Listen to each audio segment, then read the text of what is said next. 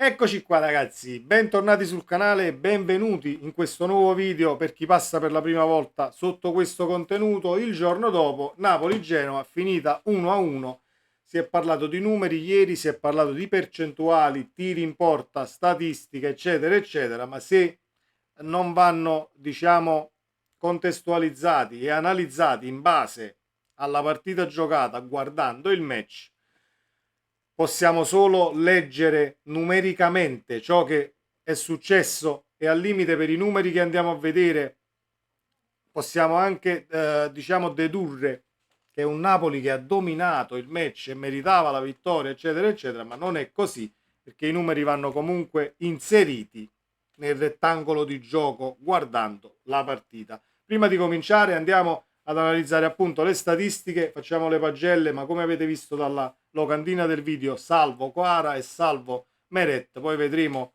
i voti che andremo a dare agli altri componenti della rosa e della partita di ieri. Bando alle ciance, altrimenti ci dilunghiamo troppo. Statistiche. 1,47 di XG per il Napoli contro 0,23, 74% di possesso palla contro 26% del Genoa, 25 tiri totali a 6, 7 nello specchio per il Napoli, 4 per il Genoa. Già questa statistica delinea lo stato confusionale del Napoli, perché questa settimana con la conferenza pre-partita e post partita, con la partita poi in mezzo, non è stato fatto altro che delineare lo stato confusionale del Napoli in campo, moduli, calciatori e a livello comunicativo al di fuori del campo, analizzando il match post partita, perché non sono assolutamente contento di spiegazioni, domande di giornalisti e analisi della situazione Napoli per come è stata fatta questa settimana, ma è da tempo che è così e non voglio dilungarmi. Andiamo avanti con i numeri. 25 tiri appunto per il Napoli, 7 nello specchio, 6 per il Genoa e 4 nello specchio. È un dato allarmante. Se su 25 tiri becchiamo la porta 7 volte, la squadra avversaria arriva 6 volte a ridosso, tira in porta e ne butta 4 nello specchio, è una percentuale altissima. Meglio arrivarci 6 volte ed essere tutte e 6 volte pericolosi che arrivarci 60 volte senza concludere niente. Siamo d'accordo? Quindi i numeri vanno visti, ma bisogna guardare le partite comunque per cercare di trovare la quadra tra la matematica, tra virgolette, e il calcio giocato. 16 calci di punizione a 9, andiamo avanti, calci d'angolo 7 a 2 per il Napoli. È un Napoli che nei numeri, come vedete, ha dominato, tra virgolette, anche se hai fatto 1-1 al 90esimo. Passaggi totali 6,88, 6,19 passaggi riusciti, una media alta, ma era alta anche con Garcia l'anno scorso. Siamo sempre stati una squadra che sbaglia poco a livello di passaggi, però i passaggi vengono fatti tutti sui piedi, non c'è un movimento nello spazio, le zone d'ombra non vengono occupate come si deve dai calciatori del Napoli perché c'è disordine ed ecco i risultati. 87 attacchi pericolosi contro 22 e comunque è finita 1-1, quindi i numeri sì, caro Mazzarri, ma c'è bisogno di ordine e c'è bisogno di allenamento di questa fase offensiva, al di là della difesa che può comunque essere messa in difficoltà perché giochi con una difesa alta, perché vuoi fare un calcio propositivo, tutto quello che vuoi. Però se vuoi fare un calcio propositivo, la prima cosa è buttarla dentro, perché al di là che tu possa prendere 2 gol, ma ne fai 4, hai vinto 4-2 e ce ne frega ben poco poi dei 2 gol presi, anche se si possono allenare movimenti difensivi, si potrebbe migliorare, ma non si sta facendo praticamente niente a quanto stiamo vedendo. Questa invece è praticamente i momenti, sono i momenti di attacco della partita, in verde quelli del Napoli, in blu quelli del Genoa. C'è quella linea bianca in mezzo che è primo e secondo tempo. Guardiamo che nel secondo tempo il Genoa è arrivato 2 volte sotto la porta, 2-3 volte, abbiamo preso il gol appunto di Frendrup e poi il Napoli si è messo un tantino diciamo paura, gli è venuto un attimo di pepe in domazze come si dice a Napoli, si è riversato nella metà campo avversaria sempre in maniera disordinata. È vero che ci sono state 2-3 parate importanti da parte del portiere del Genoa e siamo d'accordo, ma Meret ci ha tenuto in partita nel primo tempo su 2 colpi di testa di Reteghi, tutte e due, se non erro, ma ci arriviamo ai colpi di testa perché è una situazione che è così da inizio anno e nemmeno è stata migliorata. Quindi io mi chiedo cosa stiamo facendo a Castelvolturno negli allenamenti, cosa stiamo facendo, perché comunque è un mese dove il Napoli gioca una volta a settimana, quindi le settimane tipo come le dipingeva Mazzarri tempo fa, sospettando la settimana tipo, si gioca ogni 3 giorni, non c'è tempo, eccetera, eccetera, sono arrivate e ce ne sono state, ma a quanto pare non si è migliorata una beata mazza. L'ultima cosa che va detta, ma non è, diciamo, la causa principale di questo 1-1, è questo calcio di rigore non ravvisato, il VAR spento, dormiva, mettetela come volete. Io lo dico perché non posso fare a meno di analizzare qualsiasi cosa della partita. C'è un calcio di rigore sacrosanto, a come vedete dall'immagine, ma appunto non è né un alibi né tantomeno la causa del pareggio, perché tu hai buttato comunque il primo pallone dentro al 90esimo.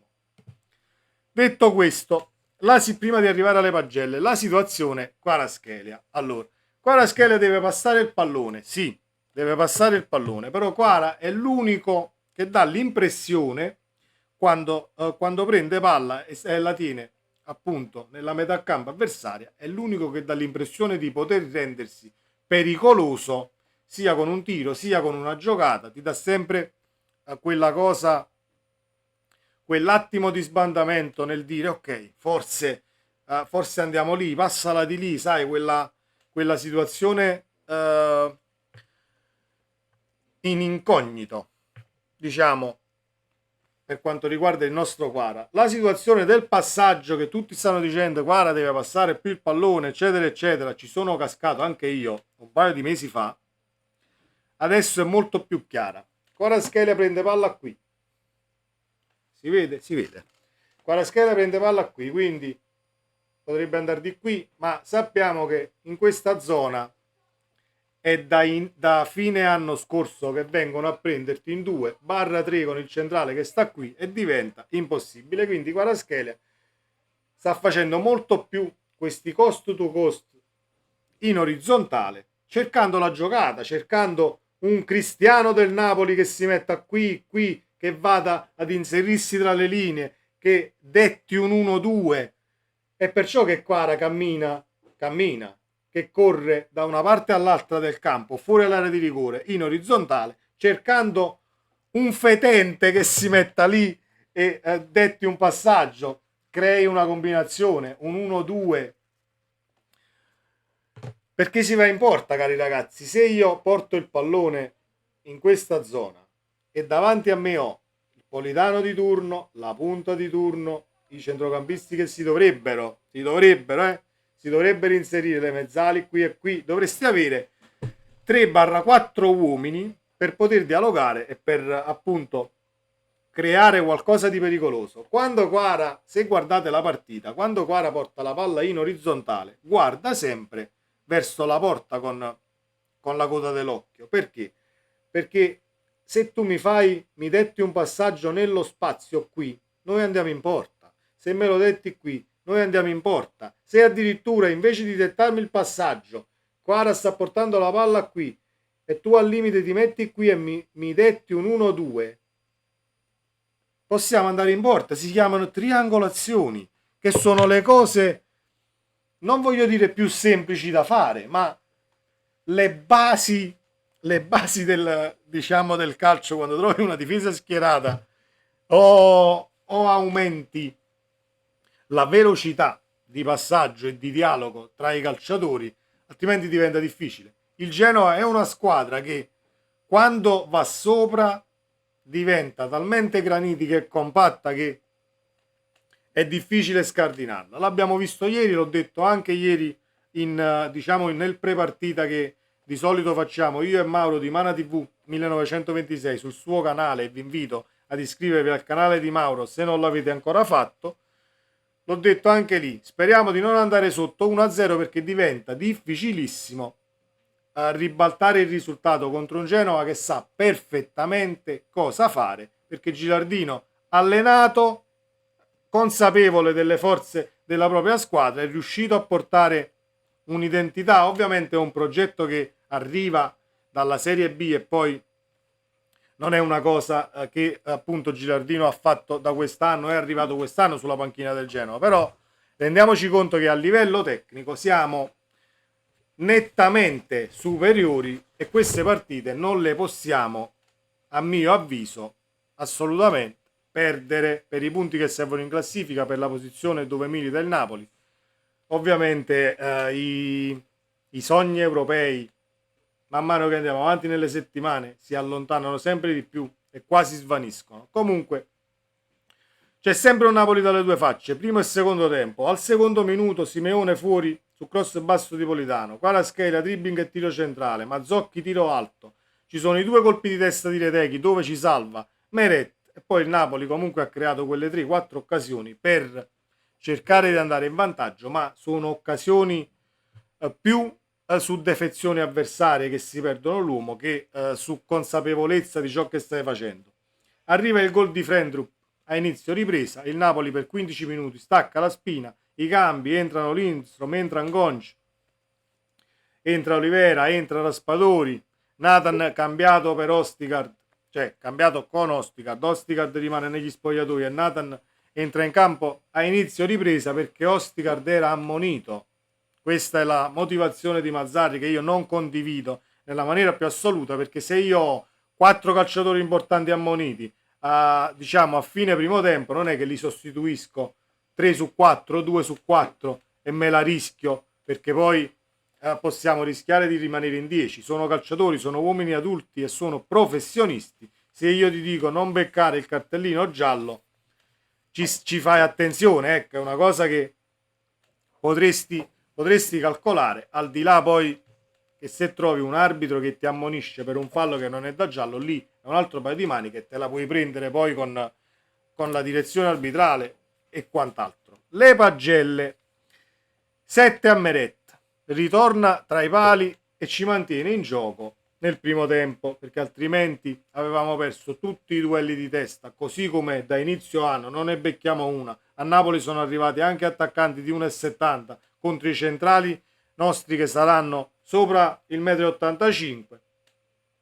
Non ne prendiamo una di testa, non prendiamo un cross, andiamo in sbandamento ad ogni incursione avversaria, ad ogni palla che arriva dagli esterni, così poi come è nato il gol del Genova. Non c'è copertura del centrocampo che viene a ridosso dell'area di rigore nostra a tenere d'occhio centrocampisti avversari che si inseriscono e la buttano dentro, ed ecco che nasce l'1-0 del Genoa.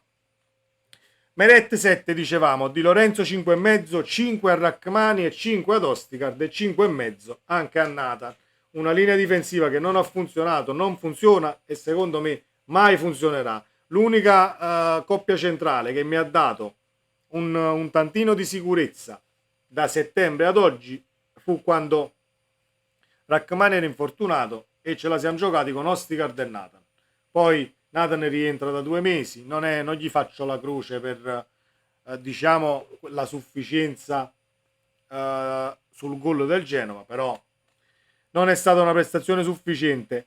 6 a Mazzocchi assolutamente per la generosità, anche se su quella fascia sinistra non ha funzionato niente nel primo tempo, siamo stati un tantino più pericolosi a destra come automatismo, ma Mazzocchi e Kvaratskhelia non è che hanno un campionato intero nelle gambe con automatismi incamerati eccetera eccetera, però Mazzocchi ci mette il cuore, l'anima e suda la maglia, la sufficienza se la merita.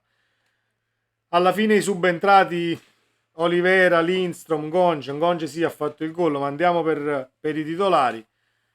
5,5 a Lobotka, 5 ad Anghissà, 5 anche a Traoré, ma il 5 di Traoré lo dovremmo dare a Mazzarri, perché se tu hai un centrocampista, mezzala, attaccante, a un calciatore che ha 50 minuti nelle gambe, la cosa più logica che devi fare è metterlo in campo da subentrato, non da titolare, perché se io metto un calciatore che ha 45 minuti nelle gambe da titolare, mi sono già bruciato un cambio e in base alla partita poi al limite mi servirebbe togliere qualcun altro e devo togliere per forza quel calciatore perché a livello di minutaggio non ne ha più e quindi mi ritrovo poi a giocare con un uomo in meno.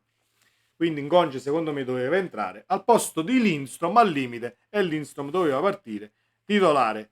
5,5 a Politano, se non 5, 7 a Kvaratskhelia perché è l'unica luce che si vede ed è l'unico calciatore imprevedibile dal quale possono partire azioni pericolose o al limite ribaltamenti di fronte e di risultato. 5,5 anche a Simeone perché non va